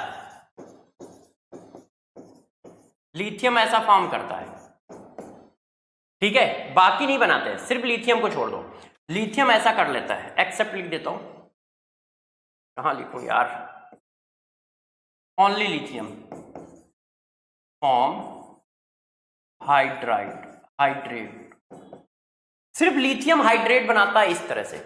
मगर सेकंड ग्रुप के सभी एलिमेंट हाइड्रेट बनाते हैं इस तरह से, और उसमें सिर्फ लिथियम बनाता है और कोई हाइड्रेट नहीं बनाता है, और इसी वजह से ये हाइड्रोस्कोपिक की तरह काम करते हैं, डिहाइड्रेटिंग एजेंट की तरह काम करते हैं। इसी वजह से इनको क्या कहा जाता है, इनको डिहाइड्रेटिंग एजेंट कहा जाता है, डिहाइड्रेटिंग एजेंट, पानी को खींचने वाले। ये क्या होते हैं? पानी को खींचने वाले एजेंट हैं, पानी को खींच लेते हैं, इसलिए इनको डिहाइड्रेटिंग एजेंट भी कहते हैं, और इस तरह से ये काम कर रहे होते हैं, ठीक है। अब जरा देखो एक और रिएक्शन यहां पर लिखता हूं, रिएक्शन विद, चलो ऊपर से लिख देता हूं,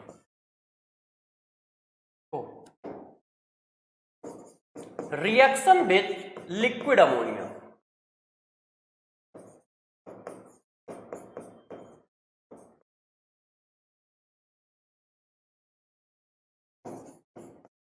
रिएक्शन विद लिक्विड अमोनिया, ये देखो लिक्विड अमोनिया में क्या होता है, जब हम मेटल को लिक्विड अमोनिया में डालते हैं तो जरा देखना क्या होता है। मेटल का एक ही काम होता है, इलेक्ट्रॉन छोड़ देना, तो ये इलेक्ट्रॉन छोड़ देता है ऐसा, और इसके चारों ओर क्या जाते हैं, अमोनिया के मॉलिक्यूल आ जाते हैं इस तरह से। अब मेटल के चारों ओर भी अमोनिया के मॉलिक्यूल आएंगे, क्योंकि अमोनिया के पास क्या है, डाइपोल, डाइपोल है तो पॉजिटिव पोल इसके पास आ जाएगा और निगेटिव पोल इसके पास आ जाएगा, इस तरह से दोनों के पास आ जाते हैं। कुछ समय बाद ये आपस में रिएक्शन कर जाते हैं और ये बन जाता है, और ये जो इलेक्ट्रॉन बन रहा है इसको दोस्त सॉल्वेटेड इलेक्ट्रॉन कहते हैं। इसको नाम क्या होता है? सॉल्वेटेड इलेक्ट्रॉन, पानी में घुला हुआ इलेक्ट्रॉन, सॉल्वेटेड इलेक्ट्रॉन। और इसके पास कुछ प्रॉपर्टी होती है। क्या प्रॉपर्टी होती है? ये एक तो स्ट्रॉन्ग रिड्यूसिंग एजेंट होता है। क्यों? क्योंकि पानी में कुछ देर के लिए ये इलेक्ट्रॉन रुकता है, पानी मतलब लिक्विड में, सॉरी अमोनिया में कुछ देर के लिए ये इलेक्ट्रॉन रुकता है, इसलिए स्ट्रॉन्ग रिड्यूसिंग एजेंट होता है। और नेचर कैसा होता है? पैरामैग्नेटिक होता है, क्योंकि अनपेयर्ड इलेक्ट्रॉन सॉल्यूशन में कुछ देर के लिए रुक रहा है। और साथ साथ में ये कलर्ड होता है, ऐसा ब्रॉन्ज कलर होता है, BRONGZE, ब्रॉन्ज कलर। और कंडक्टर भी होता है, कंडक्टिविटी तो होती है। तो जरा गौर से समझो, जब हम मेटल को लिक्विड अमोनिया में डालते हैं तो दोस्त यार जैसे ही तुम मेटल को लिक्विड अमोनिया में डालोगे तो ये मेटल इलेक्ट्रॉन छोड़ देता है, तो लिक्विड अमोनिया में कुछ देर के लिए इलेक्ट्रॉन रुकता है, और जो कुछ देर के लिए इलेक्ट्रॉन रुकता है उसी को सॉल्वेटेड इलेक्ट्रॉन कहते हैं। और उसके पास इतनी प्रॉपर्टी होती है, वो एक स्ट्रॉन्ग रिड्यूसिंग एजेंट होता है, पैरामैग्नेटिक होता है, कलर्ड होता है, कंडक्टर होता है। और ये ऑर्गेनिक केमिस्ट्री में as a reducing agent use भी किया जाता है। यदि सभी बच्चों को याद हो, एल्काइन से ट्रांस एल्कीन बनाना है तो कैसे बनाओगे? एल्काइन से ट्रांस एल्कीन बनाना है तो कैसे बनाओगे? लिक्विड अमोनिया ऑब्लिक Na डालते हो ना, तो यही तो हुआ, लिक्विड अमोनिया ऑब्लिक Na। तो ये क्या होता है? स्पेसिफिक रेजेंट होता है एल्काइन से ट्रांस एल्कीन बनाने के लिए, स्पेसिफिक रेजेंट होता है। तो देखो लिक्विड अमोनिया में हम जब मेटल को डालेंगे तो सॉल्वेटेड इलेक्ट्रॉन आएगा और ये आएगा, ये एक कॉम्प्लेक्स है, यहां पे आप M लिख ले। और ये जो होते हैं फ्रैक्शन ऑफ सेकंड सॉल्यूशन में रुकते हैं, फिर लास्ट में ये आ जाता है। और जैसे ही ये आएगा तो ध्यान रखिएगा, मैग्नेटिक करेक्टर चला जाएगा, कलर चला जाएगा, पैरामैग्नेटिक करेक्टर चला जाएगा, रिड्यूसिंग एजेंट करेक्टर भी चला जाएगा, सब कुछ चला जाएगा। और reaction with liquid ammonia ditto same है, डिट्टो सेम है, कोई चेंजेस नहीं है दोनों में। यहां पर भी यही होना है, सॉल्वेटेड इलेक्ट्रॉन बनना है मेरे दोस्त, इस तरह से मेटल आयन बनना है, इस तरह से फ्रैक्शन ऑफ सेकंड के बाद ये आपस में रिएक्शन करके इस तरह से कंपाउंड बना देंगे, प्रोटॉन खींच लेगा, मेटल है, और ये आ गया सॉल्वेटेड इलेक्ट्रॉन। और सॉल्वेटेड इलेक्ट्रॉन की जो प्रॉपर्टी वहां थी वही प्रॉपर्टी यहां है। ये भी स्ट्रॉन्ग रिड्यूसिंग एजेंट होगा, ये भी कलर्ड होगा, ये भी पैरामैग्नेटिक होगा मेरे दोस्त, ठीक है। ये सारी बातें इस पे भी होंगी, और ये भी उसी तरह से बिहेव करेगा जैसे ये बिहेव करता है। इतनी बातें देखो आज हम लोगों ने पढ़ा ली, बाकी बातें हम लोग नेक्स्ट क्लास में